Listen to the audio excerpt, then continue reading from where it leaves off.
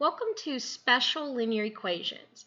I put special in quotations because these two are very unique equations that will occur. But once you've seen them once or twice, you kind of get put on guard and you'll be aware of them. Okay? So our first one, we're going to start off with our directions. Our basic directions are solve. That usually implies to you that you're solving an equation of some sort. And our first problem, I'm going to make it really nice for us. We got x plus 2 equals x plus 2. You might look at this and already feel something's a little special about it. If we follow our usual methods for how to solve linear equations, we try to first simplify each side of the equation. You look at the left-hand side and you go, there's nothing to simplify here. You look at the right-hand side and go, these are not like terms, you can't simplify it. And you go, okay, next step, we're going to get the variable on one side of the equation. So you will notice that we have x on each side of the equation. And we don't like that usually. We want to get x on one side. You probably already feel something fishy going on. That's a good gut instinct. If you don't, that's okay. The problem will unravel as we work through it. So I don't care which x it is. We pick one of them and we move it to the other side. Generally, people like to move the right to the left. It doesn't matter, okay? So I'm going to get rid of this x. Technically, it's a plus x here. So I'm going to subtract x.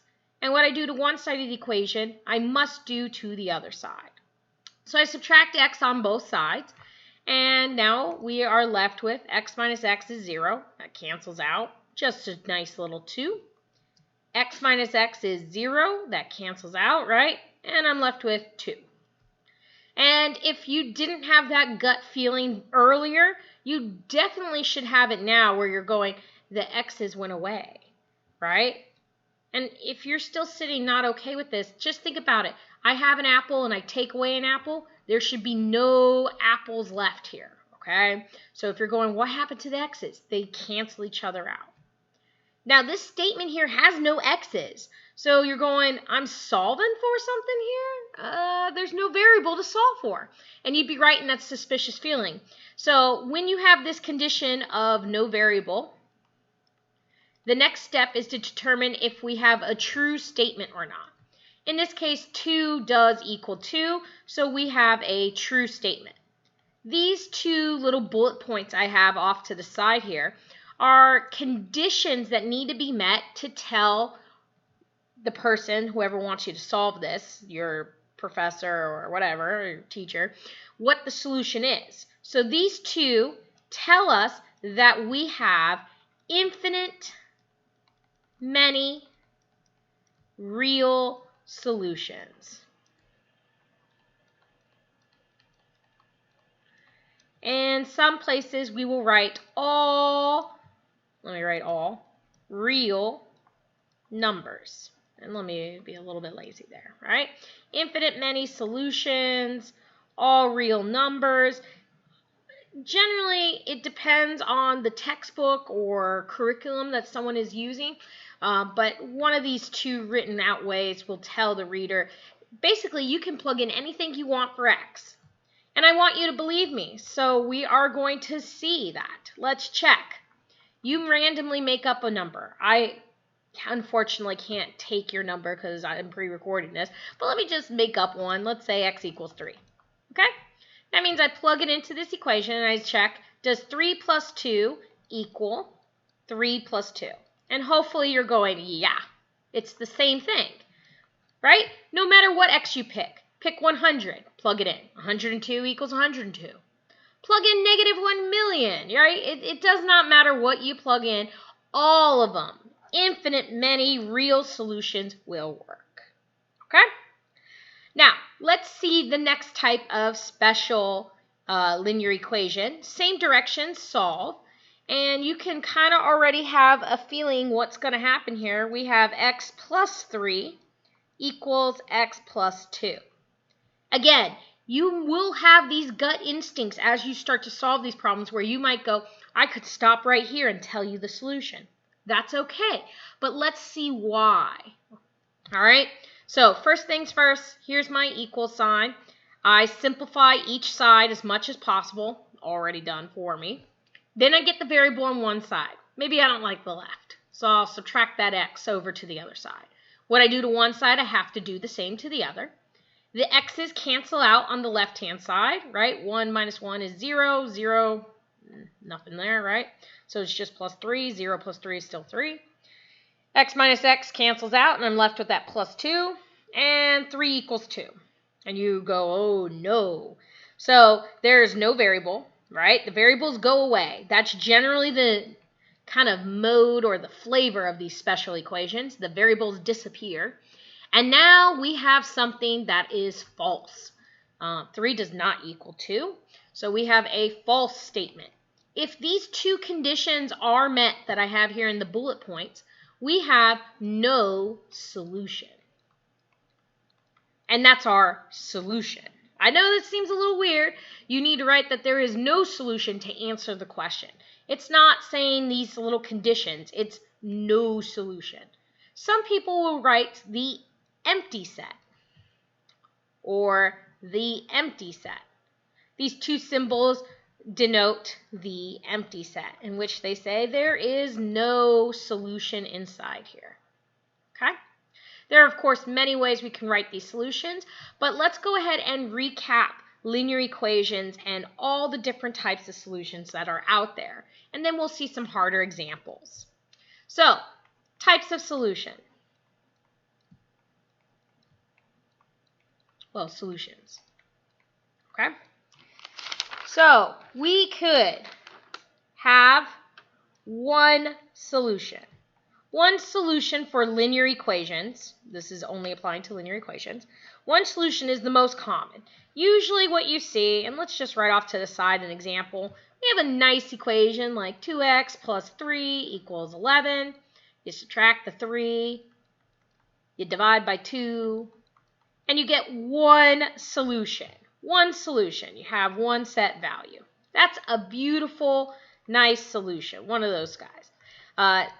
Basically, everything goes according to plan and there's no craziness. The next one up is infinite many solutions.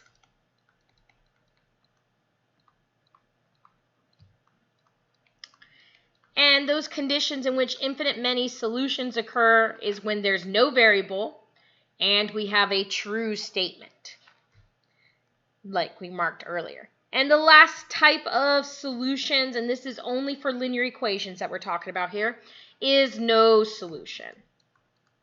And no solution occurs when the variable goes away, there's no variable, and we have a false statement. Okay?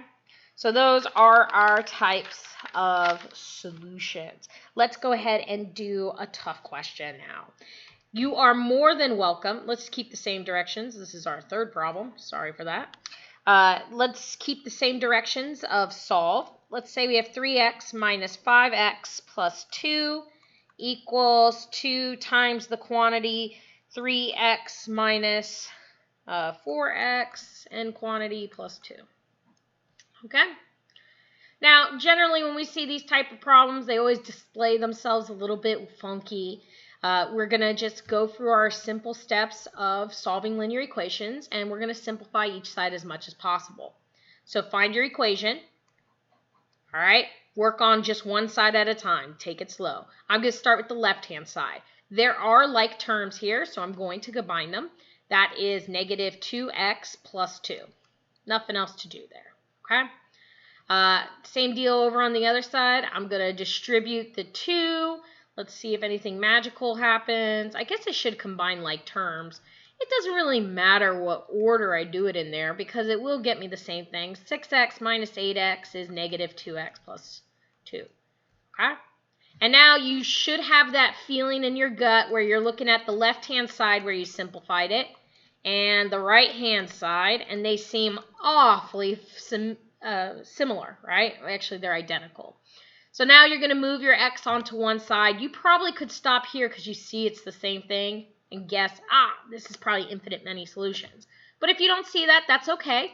Get your variable on one side. Since this is negative 2x, we'll add 2x. What we do to one side, we have to do the same to the other. Now our x's cancel out. They are gone. There's no variable. And we're left with 2 equals 2. That is not our answer. When we write our answer, it is infinite many solutions. Infinite many real solutions. And we are done. Okay, last one. Let's do one more super duper quick, and you're probably already guessing this is a no solution one. Let's just see how they sometimes display themselves. And the nice thing about this is that you could totally pause the video right now, give this one a shot, knowing that you're supposed to get no solution, and see how you do. I'm going to go ahead and just go straight into it. So I'm going to distribute that -2 because I simplify each side as much as possible.